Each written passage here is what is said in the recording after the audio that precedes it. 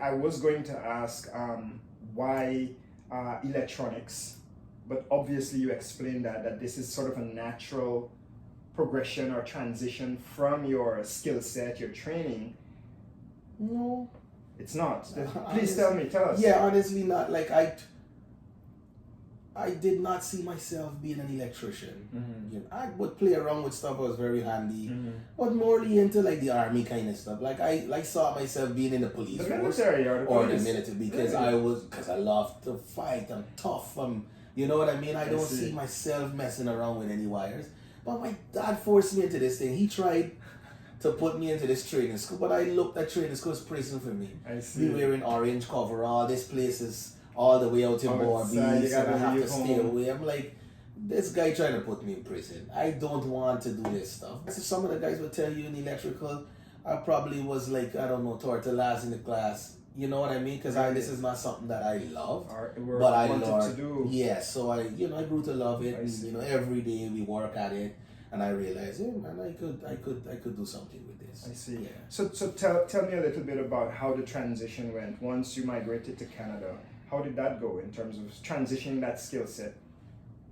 Well, when I transitioned to Canada, like I said, I put down electrical again. Really? Yes, I put down this is what I'm saying. Like maybe my calling is to be a police or to go in there. I put down electrical again, and I wanted to become a police officer here in Canada. Here.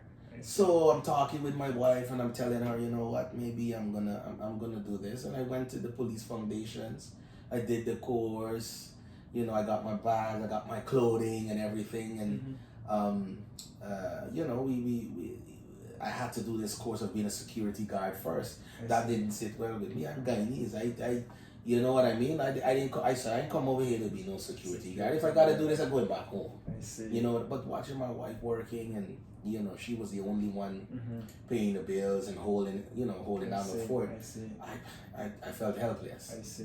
So I'm like, if it's a security course, I gotta do a security course. But I didn't like it, and then I ran into a Guyanese company, Hacks Electric.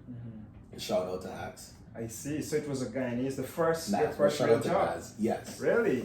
And that's where it all began. And so that is the man who gave me my start. Yeah, man, I don't know, that's an angel God sent in my path. Positive. Because I tried to envision my life if I didn't meet this guy, if I wasn't sitting there. If you didn't have that turn. We would not be having this discussion. Trust me, we would not.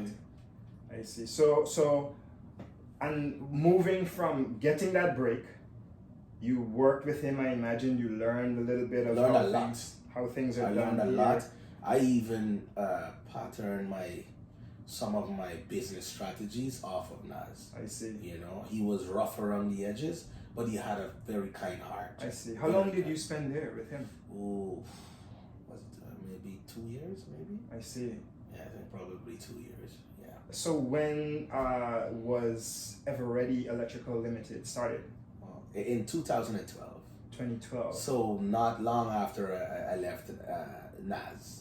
Okay. Yeah, so not long after, and that was just me trying to figure out a way how to, entrepreneurship.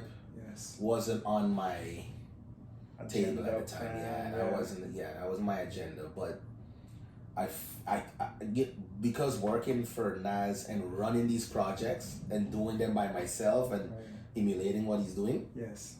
I'm like, I think I can do it. Yes.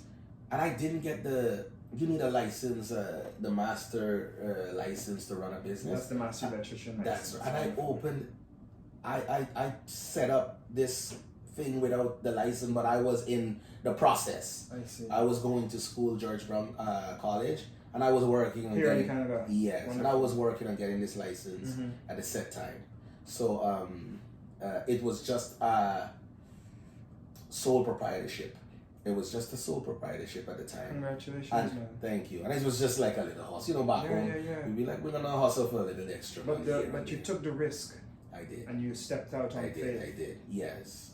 And over a decade later, tell us about Ever Ready now, Peter. Bring us up to speed. How is it doing? Ever Ready is like the name. Lock and loaded and ready. Yeah. And growing. Yeah, man. You know, and it's been doing well, and lots, you know, a lot of work to be done. And he's being modest. You gotta be modest. You gotta stay humble, Yeah, man, right? But with God's help, man, it's been growing. Yeah.